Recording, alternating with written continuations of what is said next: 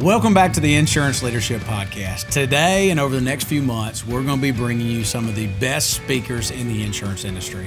We are down here at the annual ICMG conference, and we're going to be hitting on topics with key leaders about distribution, about leadership, about product development, and these are going to be episodes you do not want to miss. So today we have a special speaker, Kyle Dietz, who's going to be on the show, and he's going to be kind of hitting some of the different things that we need to be thinking about from leadership, visionary, goal setting. This is definitely an episode you do not want to miss. With that, let's get started with the show.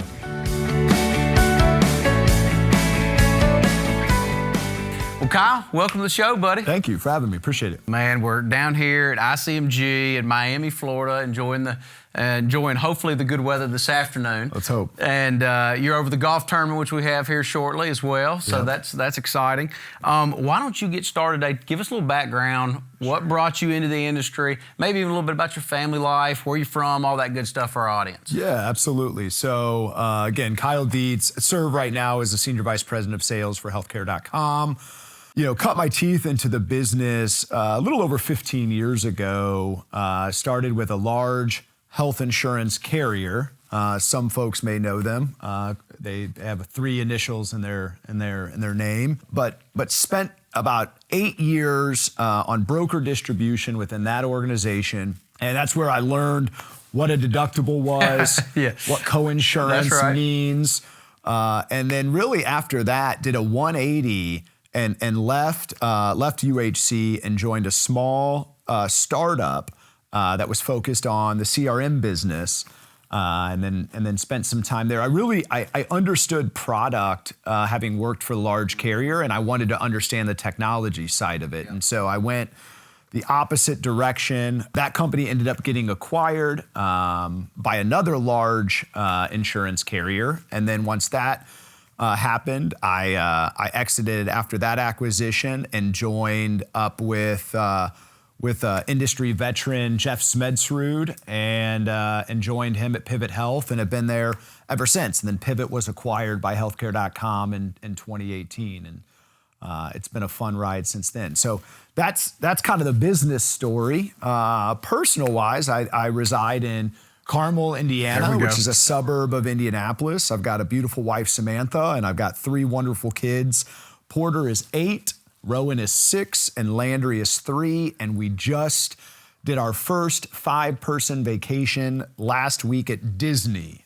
Spent 5 days at Disney. And so you need a vacation right now. Let's just say I'll see Disney in 30 years from now. That's exactly. That's awesome. You're in the thick of it then. Busy with those age ranges. That's a fun season, but very busy. Yeah, exactly. That's great. Well, look, tell us a little bit too, kind of Pivot, healthcare.com, what Pivot was specializing in, how they came with healthcare.com, what that merger acquisition kind of looked like, and kind of what's kind of y'all's forward plan, so to say. Sure. Yeah. So the easiest way I would describe the relationship between healthcare.com and Pivot is really think of healthcare.com as Costco and think of Pivot as Kirkland, right? So it's a preferred brand of healthcare.com, but Pivot is not everything to everyone, just like every insurance product is not everything to everyone, right? We serve a niche market. We have our own proprietary products, specializing really in short-term medical of our own product.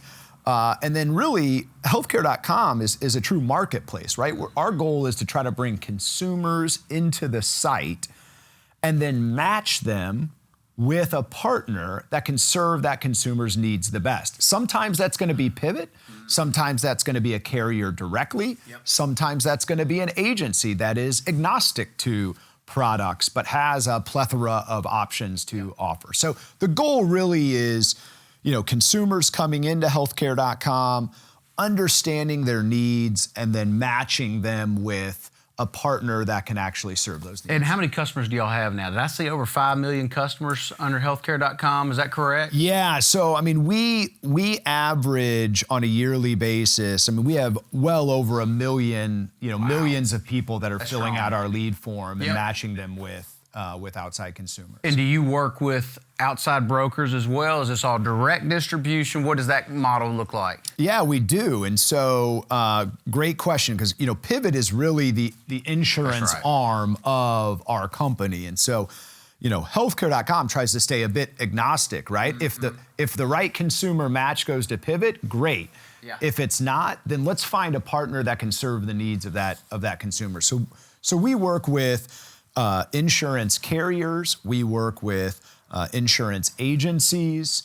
It's just really whoever finds value in that consumer, but also feels like they have the right product to offer the consumer. And where we're trying to fit the puzzle piece together is we're trying to be the intermediary of saying, we have the consumer, we know generally what they're looking for, and then we're trying to put them to the best experience. We could have a whole nother discussion we won't get into today, but the connectivity that it takes with all those different carriers, I'm sure, to be able to match the needs of XYZ client, ABC client, and all the different ones, be able to have all those needs so you can be that one stop for all the different clients too. I'm sure that's a whole discussion in of itself. So Kyle, we were on a call, it's probably 2-3 months ago now, and it was you and Rob and I think someone else on your team and a few people from my team. And one of the things I absolutely loved was you guys were talking with intentionality about what you had planned for 2024. And it was still 2023 at that time. And I was like, you can tell these guys have their goals, haven't figured out kind of what they're going to do and what are the different things they're prioritizing. Let's start with maybe what do you see as your company's biggest goals or kind of things you want to accomplish in 2024? Yeah, so I mean, going back to the conversation that we've had, it's on the healthcare.com side, it's absolutely, matching consumers and making them have the best experience possible. And then with the end goal of finding somebody that can actually satisfy their needs, right? And there's a lot of things that we can do to help consumers meet them where they're at, right? Do they want to click on something and be directed somewhere? Do they want to call a phone number and talk to somebody over the phone? Do they want to meet somebody face to face? Do they want to fill out a lead form and be connected to somebody and chat? I mean, there are all these different ways that customers want to interact. So it's really trying to figure out what the data tells us and making sure that we're putting the best experience. Now, on the Pivot side, we really are focused on diversifying our product portfolio, right? I mean, we have been one of the industry leaders in short-term medical for the last 5 to 7 years, and now we've really understand that the ACA market is stabilizing, right? We probably need to be more involved in that space, right? Agreed. We need to find key partners on the supplemental side that fit our plans, but also fit some of the things that ACA lacks. Right. So I'd say the big goal for Pivot is really just that product expansion, making sure that we're partnering with companies that have unique products that fit our consumer base that's coming to our site. That makes perfect sense. Yeah. I love what you said too about trying to communicate with the customer in the way they want to be spoken to. One of my mentors always said, if you want to be successful, speak to people in the manner in which they want to be spoken to. And that's exactly what you guys are doing, and obviously shows why your success. Did your leadership team, what do y'all do kind of pushing this out to kind of say, hey, this is where we're going, this is what we're headed after? Do y'all do team meetings? Is there a video that goes out to your whole teams? What do you do to make sure you keep that in front of everyone so that everyone knows where you're going, you got that kind of priority and that focus straight ahead of you? Yeah, and listen, we have tried a number of different things, right, over the years in terms of what the best method is for goal setting, for alignment, for accountability. And what we've found is we use an OKR process, so objectives and key results. And so, as you mentioned, meeting with Robin and I, we'll come up with what our objectives are for 2024, and we'll bring those out to the organization, and we'll let the department leaders put forth some of the key results that are going to hold them accountable to hit those objectives, right? And so, and then we'll stay true to those, right? Not to say that we can't, no pun intended, pivot in different ways, but point being is try to hold true to those objectives. And then what we do is we do what we call QBRs, quarterly business reviews. And so we'll meet on a quarterly basis to review the objectives that we have for the year, but also then those objectives and key results that we put forth for each quarter. That's good. So question off that then, I'm thinking about kind of prioritizing, when you're successful, like you guys have been in what you do. There's a quote I like that says, distractions will show up at your doorstep dressed like opportunities, right? I think Craig Rochelle was the one who said that. It's a great quote. But how do you keep, with these objectives, obviously things will come in, oh, this is a good idea, oh, this is a good idea. How do you keep those priorities kind of in check and make sure you don't get distracted and start chasing other rabbits that kind of come along the way? Yeah. That's challenging, right? Yeah, especially, the thing that pops into my mind is we are a virtual company, right? Our executive team expands, I think it's 7 states. We have 1 person international. So to your point, when those, when those roadblocks come up to try to get everyone centralized. It's not like what I have been accustomed to and, I'll call it the old days, right? Of everyone sitting in a corporate park and we just come into the boardroom or everyone's there at the same time. We just meet. So, that has been really challenging. And I just go back to what has worked well for our organization is going back to those OKRs and those QBRs and making sure that everyone goes back to those things. I'd say that the way that we handle, initiatives within those are, we really have a scoring model, right? And so we look at each initiative that departments will want to bring, and we do a T-shirt size on, what's the revenue implications? Yeah, what's is it a good experience for our customers? How does it value our brokers and our partners? And so that's how we can evaluate things. And again, it's just going back to those and making sure people recognize that, hey, this is what we established, and let's try not to move away from that. Because there's so many different things that pop up as a different thing, and prioritizing based off the departments and figuring out what's the revenue model. This makes sense for this side of the house, but it doesn't make sense for this side of the house. And looking at that, it can be tough. So kind of hitting on roadblocks again just a little bit. What do you do, for in our industry? I see it all the time. Maybe it's a DOI roadblock. Maybe it's a administrative roadblock. Maybe it's a programming roadblock. Or, hey, we need 30 more programmers tomorrow to be able to build this out, right? There's always those type things. What do you do when you see those roadblocks, and how do you guys try to overcome them? Yeah.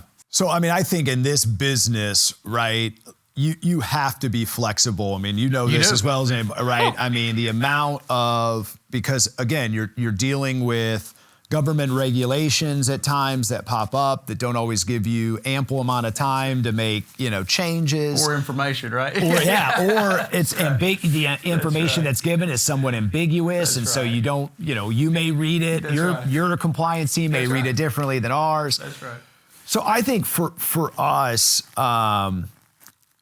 we really try to do our best to not steer away from what our objective, because it can be really easy to go chase something that you think could be, something big, and then you're on a wild goose chase from there. And so I think not to say that we've always been great at this, but we really have over the last couple of years tried to stay true to these are our objectives and this is what we're going to do. And if roadblocks come up, it's kind of figuring out how do we work within those roadblocks to still stay true to the objectives that we had set forth. So when you do hit those objectives, you do hit a goal, you do hit something you want to do, maybe it's a number of policies, maybe a number of leads, maybe a number of this or that. How do you keep the team, because culture is obviously extremely important, and when you're in different states, right, it makes it a little bit tougher. It's not like everybody's in this one office where we can all go grab something to eat after work, but how do you celebrate with the team, motivate the team, get the team excited, and then celebrate kind of once you've hit it?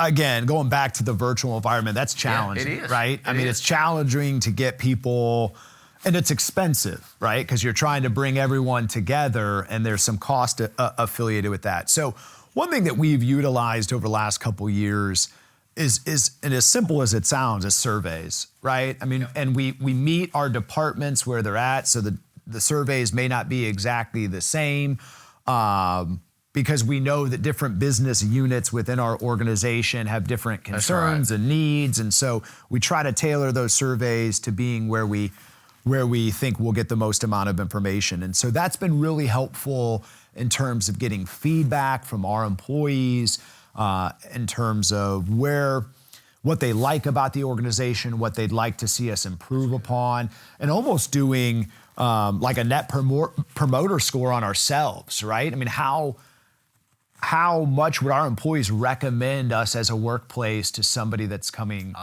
that's looking? And so the surveys have been big. As silly as this sounds, swag goes a long way. I was wondering if you were going to say that. I mean, it really does. Yep. If you can promote your organization and give people. So what we do is we have kind of a healthcare.com store, and we allow our employees to pick what they want, right? If you want, I mean, I'm a golfer. I want like a quarter zip, right? But we've got developers that aren't ever going to wear a quarter zip. They want a hooded sweatshirt, right? They want a zip, And so just as simple as it sounds, providing that, and even for me, I appreciate that, right? No, that's right. I appreciate that. So, and then I'd say the last thing we do is our CEO, Sean Taylor, is really, really good at holding monthly all-hands meetings, and he is incredibly transparent with the organization. I've never been with an organization that has been as transparent as healthcare.com with our employees.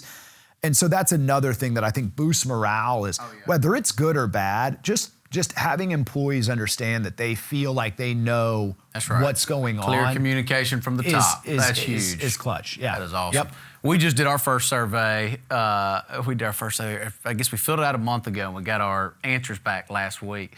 And some of the things, when you're reading it, you're like, oh, this is awesome. Then you see the comments like, oh, I didn't realize that. It can punch you in the nose a little bit too, but it's great. I recommend, like you said, we're just brand new, and I'm probably going to get with you after this and see what you've learned from it to see what we can do as well, but I agree with you greatly on that. All right, so getting close to the end. We're here at ICMG, meeting tons of meetings, obviously, over the next few days. What are you most excited about for 2024 in the industry? I think what I'm excited for is I think the insurance business as a whole, and I would just use healthcare in general, is moving in the right direction in terms of how our industry is looked at, right? And what I mean by that is consumers are starting to have more of a voice of what they want to understand. Price transparency, a lot of information around prescription drugs and how, why does an MRI cost this much over here, but this much over here? I mean, those are important things that consumers, even myself, I want to know. That's right. Right? So I think from that standpoint, I'm excited.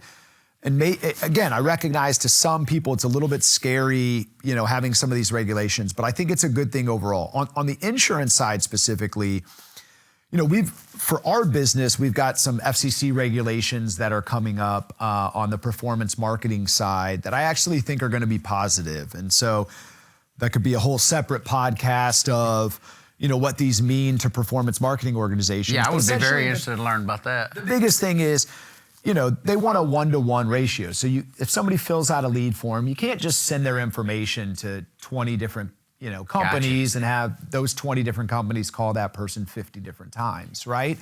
So you really have to match. Again, it goes back to what I've been saying this entire time, which, we've been kind of at the forefront, I think, of already getting to that point of matching a consumer to an end. So what we try to do is consumer comes through and they, we put on there, we've matched you with this, with this carrier or with this partner, and then to expect to get a call from that person, right? You're not, it's not out of the blue that you're getting a call from, someone. And so I'm excited for, some of I think the improvements that are either forced, but consumers are wanting and ultimately, that's making our industry better. Yeah, I like that's what we serve. So last question for you, kind of getting to leadership. What is either your favorite leadership quote or your favorite leadership lesson you've learned? Or you can give one of each, whatever you're thinking, just off the cuff. one that comes up to mind. So I'm a big sports junkie, and I'm going to go back to the late great Pat Summitt, who was the women's basketball head coach at Tennessee. Number of wins. And I may butcher this, but I like it. I think she said something along the lines of, players don't care how much you know until they know how much you care.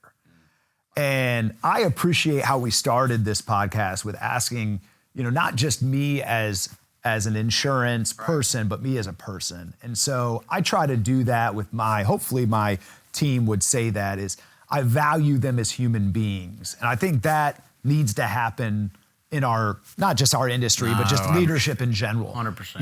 You have to know that people, they have life going on, right? Yeah, as you alluded to. right. I got 3 wild kids at home. Right. I love them, but that's life. That's right. Right? And so That's if my your number team knows that about me, then they can interact with me in a way that is better and we can be more productive at the end. So I think I like that.